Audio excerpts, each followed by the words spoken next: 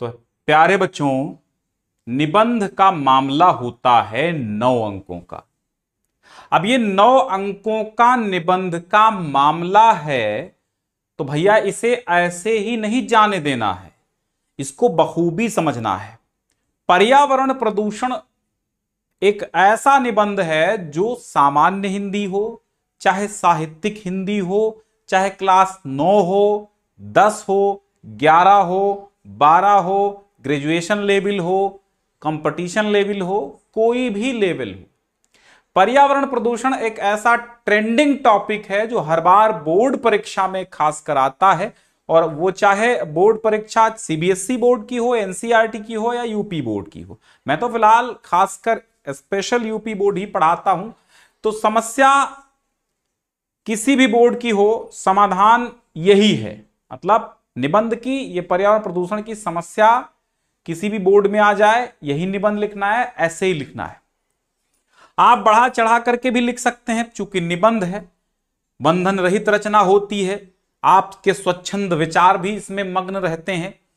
तो पर्यावरण प्रदूषण समस्या और समाधान, अथवा पर्यावरण प्रदूषण, अथवा पर्यावरण प्रदूषण से होने वाली हानियां, या पर्यावरण प्रदूषण के प्रकार, या प्रदूषण क्या है, या केवल प्रदूषण, इन टॉपिक्स पर जो भी निबंध पूछा जाएगा वो आपको ऐसे ही लिखना है।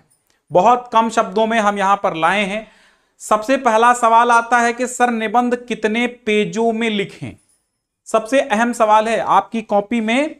हमेशा आप हमसे पूछते, आप नहीं, 2020 से मैं पढ़ा रहा हूं, बहुत सारे बच्चे, सबका यही मामला है, सबका यही प्रश्न है कि सर निबंध कितने पेज में लिखें जो पूरे अंक मिले। देखिए, निबंध हमेशा 3.5 से लेकर के 4-5 पेज में आप लिख सकते हैं। मिनिमम 3.5 पेज होना चाहिए, अधिकतम 5 पेज होना चाहिए। अब 5 पेज कैसे होगा भाई? 5 पेज का जो निबंध होगा, अब आपकी राइटिंग या तो बड़ी होगी, या तो आपके विचार, या फिर आपका परीक्षा में समय ज्यादा है तो आप 5 पेज का भी कर सकते हैं। लेकिन जो मीडियम निबंध है जिसमें पूरे अंक मिलते हैं, 3.5 से 4, 4.5 पेज का हो जाए, 3.5 पेज से कम ना हो, यानी 3 पेज प्लस आधा पेज। तो वो जो आप आधा पेज लिखते हैं वो चौथा पेज ही होता है। 4 पेज से तो कतई आप निबंध कम नहीं लिखेंगे। ठीक है ज्ञानू प्रजापति, रॉयल आदित्य, अमन साहनी, शेयर कर दो जोरदार तरीके से। हाँ, तो अब पर्यावरण प्रदूषण जो ऐसा टॉपिक है 2012-13 से लगातार लगातार लगातार पेपर में इंपॉर्टेंट बना हुआ है। चाहे आप 10th में हो, 12th में हो, 9th में हो, 11th में हो, किसी भी क्लास में हो, लेकिन खासकर 10-12 वाले खास ध्यान देंगे बोर्ड परीक्षा के लिए। हाई स्कूल के लिए 7 अंक और इंटरमीडिएट के लिए 9 अंक मिलते हैं इस निबंध में। सबसे पहले आपको रूपरेखा बना लेनी है। ठीक है, रूपरेखा अगर नहीं बनाएंगे तो रूपरेखा ना बनाने के कारण 2 अंक आपके जा सकते हैं, इसलिए हमें 2 अंक लेना है। रूपरेखा बनाइए। रूपरेखा में आपको हेडिंग्स लिखनी होती हैं, जैसे प्रस्तावना है, पर्यावरण प्रदूषण के प्रकार हैं, प्रदूषण पर नियंत्रण है, या उपसंहार है। प्रकार में भी कई प्रकार आते हैं, जैसे जल प्रदूषण, वायु प्रदूषण और रेडियोधर्मी प्रदूषण। ठीक है, वायु प्रदूषण, जल प्रदूषण, ध्वनि प्रदूषण, रेडियोधर्मी, 4-5 प्रकार के पर्यावरण प्रदूषण होते हैं। तो ये भी आप चाहें तो इस हेडिंग के अंतर्गत लिख सकते हैं। फिलहाल रूपरेखा में 4 हेडिंग, 5 हेडिंग ये मुख्य वाली जिन पर आपको लिखना है वो लिखिए। तो रूपरेखा बना लिया। खासकर जो इंटरमीडिएट में है उनके 2 + 7 = 9 ऐसे लिख के आता है। 2 अंक रूपरेखा के होते हैं, 7 अंक निबंध लिखने के होते हैं। चलिए, सबसे पहले हेडिंग डालेंगे आप प्रस्तावना। प्रस्तावना हेडिंग डालेंगे। ठीक है मयंक मिश्रा जी, ट्रिकी मेथड जी, ओम मोहन जी। ठीक, जीवन को सबसे पहले आप समझिए कि पर्यावरण क्या है। परि प्लस आवरण ऐसे लिख दीजिएगा अगर उसमें पर्यावरण जोड़ता है। परि प्लस आवरण बराबर पर्यावरण। ठीक है, परि मीन्स होता है चारों ओर, आवरण माने ढके हुए, अर्थात जो हमें चारों ओर से ढके हुए है उसे हम कहते हैं पर्यावरण। और यही पर्यावरण जब हो जाता है दूषित, इसी पर्यावरण में हो जाती है मलिनता, इसी पर्यावरण में जब हो जाती है विषाक्तता, यही पर्यावरण जब विष के कणों से युक्त हो जाता है तो वो प्रदूषण कहलाता है। इतनी बात समझ में आई। परि प्लस आवरण, परि माने चारों ओर से, आवरण माने घेरे हुए है, अर्थात जो हमें चारों ओर से घेरे हुए है उसे हम कहेंगे पर्यावरण। और यही पर्यावरण जब विषाक्त हो जाता है, इसकी वायु मलिन हो जाती है, इसकी वायु दूषित हो जाती है, तब हमें कहना पड़ता है पर्यावरण प्रदूषित हो गया। लाइक कम आ रहे हैं मुझे लग रहा, लाइक कर दो भाई, शेयर कर दो। प्रस्तावना में सब बातें लिख सकते हैं आप, परिचय में लिख सकते हैं। जरूरी नहीं कि आप रटा रटाया आंसर दें, जरूरी यह है कि आप अपने स्वच्छंद विचार निबंध में डाल सकते हैं। तो जीवन को सरल सुचारू रूप से चलाने के लिए हमें संतुलित वातावरण की आवश्यकता होती है। सुचारू रूप से जीने के लिए, शरीर स्वस्थ रखने के लिए संतुलित आहार भी आवश्यक होता है, परंतु उससे अहम चीज है संतुलित पर्यावरण, संतुलित वातावरण, संतुलित वायुमंडल। समझ में बात आई? जीवन को सरल और सुचारू रूप से चलाने के लिए सबसे ज्यादा जरूरी है संतुलित पर्यावरण की, संतुलित वातावरण की। वातावरण कहें चाहे पर्यावरण कहें, एक ही बात है, वायुमंडल वातावरण। ठीक, अगर संतुलित वातावरण में हमें समुचित ढंग से वह घटक नहीं मिल पाते जो आवश्यक है तो दिक्कत होती। तो संतुलित वातावरण में प्रत्येक घटक एक निश्चित मात्रा में होता है। जैसे ऑक्सीजन 21% होनी चाहिए, 20.98% है ना, 21 लगभग 21% हमें ऑक्सीजन मिलनी चाहिए, कार्बन डाइऑक्साइड इतनी होनी चाहिए, नाइट्रोजन इतनी होने चाहिए। ये क्या है? संतुलित वातावरण में प्रत्येक घटक का एक निश्चित मात्रा में होना आवश्यक है और ये उपस्थित रहते भी हैं। कभी कभी वातावरण का यह संतुलन बिगड़ जाता है, कार्बन डाइऑक्साइड अधिक हो गई तो दिक्कत, नाइट्रोजन बहुत ज्यादा हो गई, किसी चीज का ओवर हो जाना या किसी चीज का घट जाना, दोनों में प्रॉब्लम है। तो कभी कभी वातावरण का यह संतुलन बिगड़ जाता है और जब संतुलन बिगड़ जाता है तो रिजल्ट क्या निकलता है? परिणामतः वातावरण दूषित हो जाता है, जो जीवधारियों के लिए, जो प्राणियों के लिए किसी न किसी रूप में हानिकारक सिद्ध होता है और इसे ही कहते हैं प्रदूषण या फिर इसे ही कहते हैं पर्यावरण प्रदूषण। तो पर्यावरण सुधार लो बस हो गया भजन, जंगल कटान रोक लो बस हो गया भजन। ये 40-50 डिग्री टेम्परेचर का आप स्टेटस न लगाएं। 40-50 डिग्री का स्टेटस लगाने से कोई मतलब नहीं, स्टेटस न लगाएं 50 डिग्री का, बल्कि पेड़ लगाएं, जो पेड़ आपको 10 से 15 डिग्री कम करके दे देगा। तो पेड़ लगाएं, पर्यावरण सुधार लो बस हो गया भजन। ये धरती, ये प्रकृति, ये नेचर, यही ईश्वर है, इसी से हम चलते हैं। ऑक्सीजन ही आत्मा है, ऑक्सीजन खत्म, आत्मा निकल गई। तो ऑक्सीजन को बचाना है, ऑक्सीजन के लिए हमें पेड़ पौधे लगाना है, वृक्षारोपण बहुत आवश्यक है। तो पर्यावरण सुधारना है, यही हमारा भजन होना चाहिए, यही हमारा लक्ष्य होना चाहिए। ये सब बातें आप लिख सकते हैं, बड़ा चढ़ाकर वर्णन कर सकते हैं।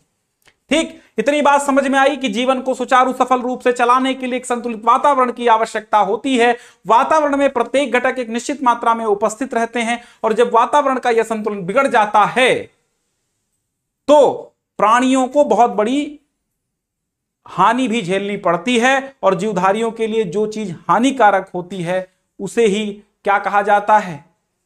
प्रदूषण कहा जाता है। यानी वातावरण जब जीवधारियों के लिए हानिदायक हो जाए तो उसे हम पर्यावरण प्रदूषण कहेंगे। ठीक है, इसे प्रदूषण कहेंगे। सब बात समझ में आई? पर्यावरण प्रदूषण के प्रकार, तो प्रदूषण के कुछ प्रकार इस तरह हैं। नंबर 1 वायु प्रदूषण, है ना। वायु प्रदूषण आप सभी बखूबी जानते हैं, बताना नहीं है। वायुमंडल में जो भी मौजूद हवा है, वायु प्रदूषण क्या होता है? जब हवा में प्रदूषण हो तो वायु प्रदूषण। तो वायुमंडल में मौजूद गैसें एक विशेष अनुपात में अपनी क्रियाओं द्वारा वायुमंडल में ऑक्सीजन, ठीक है, वायुमंडल में कार्बन डाइऑक्साइड का संतुलन बनाए रखती हैं।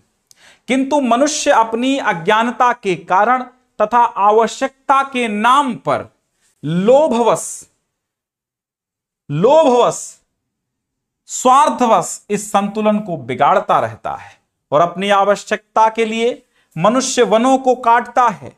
परिणामतः वातावरण में ऑक्सीजन सही कर लीजिएगा, ऑक्सीजन की मात्रा कम होती जा रही है। मिलों की चिमनियों से निकलने वाले धुएं के कारण वातावरण में विभिन्न प्रकार की हानिकारक गैसें बढ़ती जा रही हैं। होता यह है कि फैक्ट्रियां तो लगा लेते हैं, लेकिन उसकी चिमनियां जो एक अनुपात में होनी चाहिए, जो एक मानक के अनुसार होनी चाहिए, उन मानक के अनुसार नहीं होती हैं, और वो जो धुआं उनका निकलता है गंदा सा, वो हवा में मिल जाता है, और वही हवा हम सांस के माध्यम से लेते हैं, तो वही हमारे फेफड़ों को जाती है। हानिकारक गैस जब फेफड़ों के अंदर जाएगी तो दमा, अस्थमा, बहुत सारी बीमारियां फेफड़ों की हो जाएंगी, हमारे लंग्स खराब हो जाएंगे। ठीक, कोयले और तेल के जलने से सल्फर डाइऑक्साइड गैस उत्पन्न होती है, ऑक्साइड, ठीक है, सल्फर डाइऑक्साइड गैस उत्पन्न होती है किसके? कोयले के जलने से, तेल के जलने से। ठीक, फिर क्या होता है? और ये गैस वायु में पहुंचने पर वर्षा या नमी के साथ घुलकर धरती पर पहुंचती है और गंधक का अम्ल बनाती है। ये नासिका में जलन पैदा करता, अर्थात नाक के अंदर जलन पैदा करता है। तो ये वायु प्रदूषण है। इसमें हमने आपको बताया वायु प्रदूषण हो क्यों रहा है। मोटर गाड़ियों से निकलने वाला धुआं, सीएनजी गैस का प्रयोग ना करने, बहुत सारी बातें इसमें लिखी जा सकती हैं, लेकिन हमने आपको संक्षिप्त लिखवाया। क्यों? क्योंकि अगर ये संक्षिप्त आप रट के भी याद कर लेते हैं तो इतना लिख देंगे तो काफी होगा, वरना तो इसमें बहुत कुछ वर्णित किया जा सकता है। जैसे गाड़ियों से निकलने वाले धुएं के कारण, ठीक है, गाड़ियों से निकलने वाले धुएं के कारण, यातायात वाहनों के निकलने वाले धुएं के कारण क्या होता है? वायु प्रदूषण होता है। बहुत सारे आतिशबाजी करने से वायु प्रदूषण होता है। ठीक है, मिसाइलें दागने से, परीक्षण करने से भी धुआं निकलता है, वायु प्रदूषण होता है। ठीक, तो वायु प्रदूषण काहे से हो सकता है? चूल्हे वाले धुएं से हो सकता है। हम लोग पराली जलाते हैं खेतों में, धुआं उठता है, उससे भी वायु प्रदूषण होता है। तो ये सारी चीजें कम कर लेनी चाहिए, वायु प्रदूषण कम हो जाएगा। ठीक, जल प्रदूषण दूसरा प्रदूषण का रूप है, जल प्रदूषण। अब ये जल प्रदूषण क्या है? जल में अनेक प्रकार के खनिज तत्व, कार्बनिक और अकार्बनिक पदार्थ होते हैं। ठीक, बहुत सारी गैसें भी जल में मौजूद रहती हैं। यदि जल में इन पदार्थों की मात्रा असंतुलित हो जाती है, यानी इनका बैलेंस बिगड़ जाता है, तो जल प्रदूषित होकर हानिकारक हो जाता है।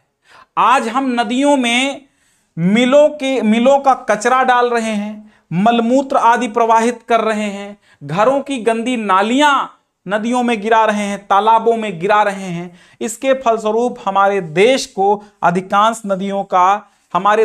अधिकांश नदियों का जल प्रदूषित होता जा रहा है। वह जल पीने से बहुत सारे जानवरों को भी हानियां होती हैं, जल में विषाक्तता हो जाती है, और जब जल विषयुक्त हो जाता है, वही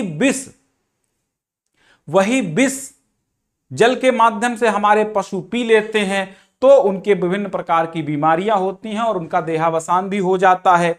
हमारे पशुओं में बहुत सारे रोग भी उत्पन्न हो जाते हैं। ठीक, उसी जल के कारण दुर्गंध और विभिन्न प्रकार के वायरस भी उड़ने लगते हैं, हवा में फैलकर वायु प्रदूषण भी कर देते हैं।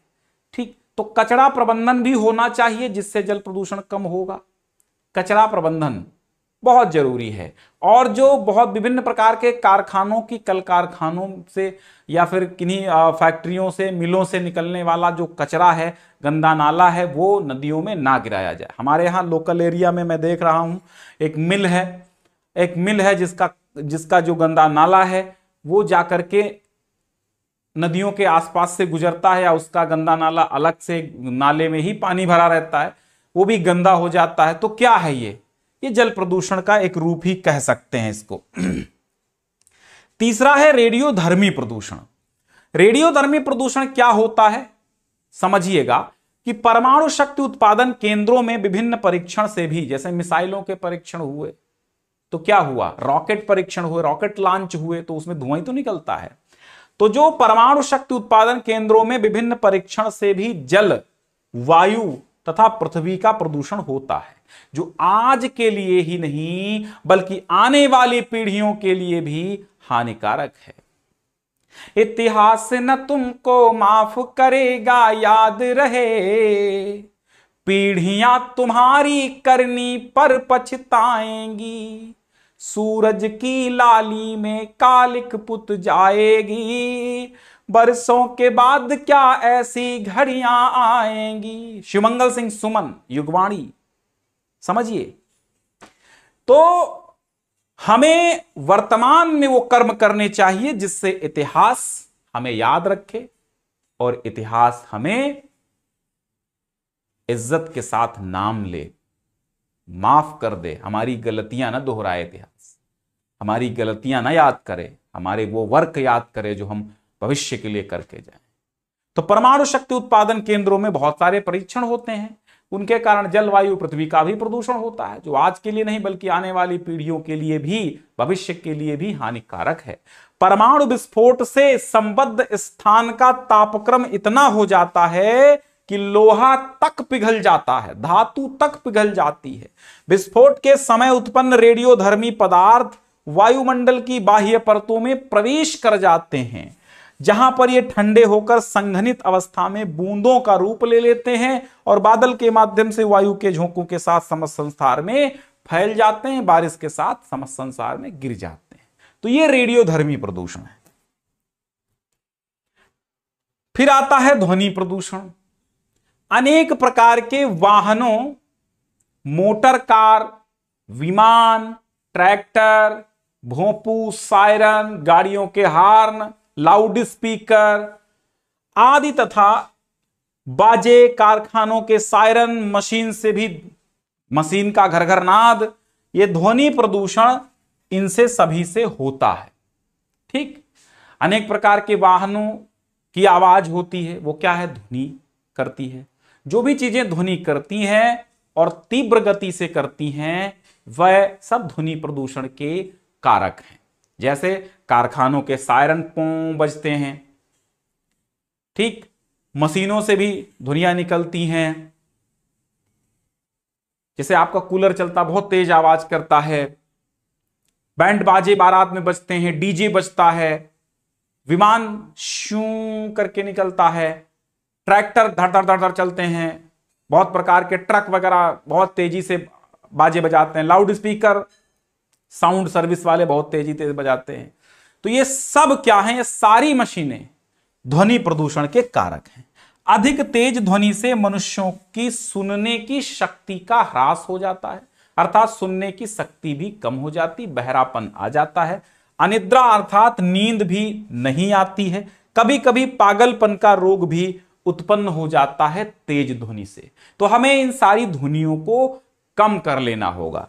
ठीक, आगे देखिए, प्रदूषण पर नियंत्रण। हमने उपयुक्त 4 चीजें आपको बताई, जल प्रदूषण, वायु प्रदूषण, ध्वनि प्रदूषण और रेडियोधर्मी प्रदूषण। उसमें हमने यह भी आपको बताया कि यह क्यों हो रहा है, कैसे हो रहा है। तो अब उसी चीज को आप यहां रिपीट करके नियंत्रण में आप लिख सकते हैं, वो सारी चीजों पर कंट्रोल करें तो नियंत्रण होगा। जैसे प्रदूषण को रोकने के लिए व्यक्तिगत और सरकारी दोनों स्तरों पर, दोनों, ऐसा नहीं कि व्यक्तिगत ही करे सरकार ना कदम उठाए, तो सरकार भी कदम उठाओ। केवल सरकार के कदम उठाने से भी कुछ नहीं होगा, केवल हम ही हमारे कदम उठाने से कब कुछ कम नहीं होगा। क्यों? क्योंकि हमारे पास वो संसाधन नहीं है। लेकिन अपने स्तर पर सभी को काम करना है, वो चाहे सरकार हो चाहे हम हो। सरकार की जिम्मेदारी बनती है प्रथम दृष्टया तो सरकार की जिम्मेदारी बनती है कि वे प्रदूषण पर ज्यादा ध्यान दें, वृक्षारोपण को बढ़ावा दें, वृक्षारोपण करने पर लोगों को सम्मानित करें, अवार्ड दें, प्रत्येक गांव में एक वृक्ष मित्र की नियुक्ति करें, जिनको जिनको केवल सम्मानित किया जाए, वृक्ष मित्र के नाम से जाना जाए, भले ही उनको अवैतनिक रूप में रखा जाए, परंतु उनको जब सम्मान मिलेगा, अवार्ड मिलेगा, तो वह सब और हौसला बढ़ा के काम करेंगे। ठीक है। तो वृक्ष मित्रों की अगर नियुक्ति हो जाए एक गांव में, प्रत्येक गांव में कम से कम 4-5, बड़ा गांव है तो 5, ये मेरा खुद का सजेशन है कि वृक्ष मित्रों की नियुक्ति सरकार को करना चाहिए। ठीक है। हाँ, चलिए मैं देख लेता हूं सब सही चल रहा है। बिल्कुल ठीक है। तो वृक्ष मित्रों की जब नियुक्ति हो जाएगी तो क्या होगा, अवैतनिक रूप से उनको रखा जाए और उनको प्रत्येक वर्ष टारगेट दिया जाए कि इतने वृक्ष लगाने पर, फिर उनकी सेवा करने पर अगले वर्ष उन वृक्षों का एक वृक्ष संख्या, जैसे आधार संख्या दी जाती है, जैसे वृक्ष संख्या भी दी जाए। और उस तरह से उस स्तर पर जब काम सरकार करेगी तो बखूबी काम होगा। वृक्ष मित्र 5 से 10 वृक्ष, बड़े गांव में 10 वृक्ष मित्र हों, 5 वृक्ष मित्र हों, छोटे गांव में 2 वृक्ष मित्र हों, ऐसा भी कर सकती है सरकार। वृक्ष मित्रों को वृक्षों में अवैतनिक रूप से रखें सेवा के रूप में, और वो युवा फॉर्म अप्लाई करेंगे जिनको अपने पर्यावरण से लगाव है, जिनको अपने वातावरण, अपने भविष्य, अपने देश की चिंता है, वे सभी अप्लाई करेंगे और वो सभी वृक्ष मित्र बनेंगे। ठीक है। तो वृक्ष मित्र बनने के बाद उनको एक कर्तव्य का पालन करना होगा, उनकी एक ड्यूटी होगी। वृक्ष मित्र हैं तो उनकी एक जिम्मेदारी समाज के लिए बनेगी। तो सरकार को इस लेवल पर भी काम करना चाहिए, वृक्ष मित्रों की नियुक्ति करनी चाहिए प्रत्येक गांव में, अगर हो सके तो वेतन भी उनको देना चाहिए और समय समय पर सम्मानित भी किया जाए। ठीक है। इसके बाद सरकार को बहुत सारा बजट भी इस पर्यावरण के क्षेत्र में देना चाहिए।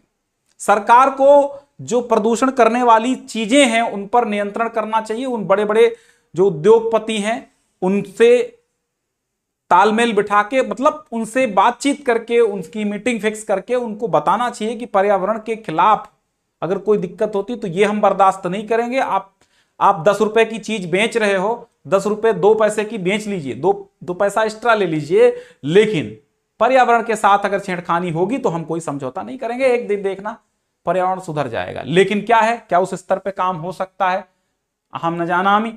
फिलहाल यहां पर मैं उपाय बता रहा हूं, प्रदूषण पर नियंत्रण के उपाय। तो व्यक्तिगत सरकारी दोनों ही स्तरों पर पूरे प्रयास आवश्यक हैं।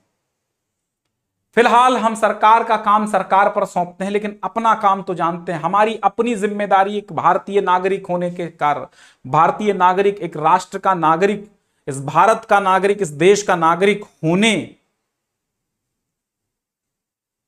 इस देश का नागरिक होने से हमारा यह कर्तव्य तो बनता है कि एक वृक्ष अपने नाम, एक वृक्ष अपने संतानों के नाम, एक वृक्ष अपनी मां के नाम, एक वृक्ष अपने पिता के नाम, सभी को लगाना चाहिए। ठीक है। तो वृक्ष लगाओ, पानी 2 पत्र लिखो तुम नानी को, यार बहुत पहले से पढ़ाया जा रहा है। क्यों? क्योंकि वृक्ष कबहु नहीं फल भखे, नदी न संचय नीर, परमारथ के कारणे साधु न धरा शरीर। क्या वृक्ष लगाओगे तो क्या वो फल खुद ही खा जाएगा? कभी आपने देखा निस्वार्थ भाव से सेवा करने वाला केवल प्राणी एक है इस धरती पर, वृक्ष, और सारे प्रदूषणों को समाप्त करने वाला भी एक ही प्राणी है, वो है वृक्ष।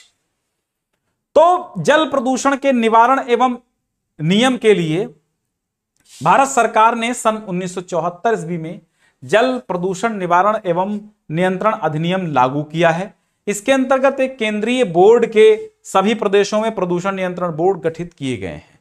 उद्योगों के कारण उत्पन्न होने वाले प्रदूषण को रोकना होगा, औद्योगिक कचरे के निस्तारण की समुचित व्यवस्था करनी होगी, धुएं तथा अन्य प्रदूषणों के समुचित ढंग से निष्कासन और उसको व्यवस्था का भी दायित्व लेना होगा, उसकी व्यवस्था का भी दायित्व लेना होगा। वनों की अनियंत्रित कटाई पर रोक के लिए कठोर नियम बनाए गए हैं, उन्हें और कठोर किया जाए। ये सब कुछ तो माफ है, लेकिन एक वृक्ष का काटना बड़ा कानूनन अपराध होना चाहिए।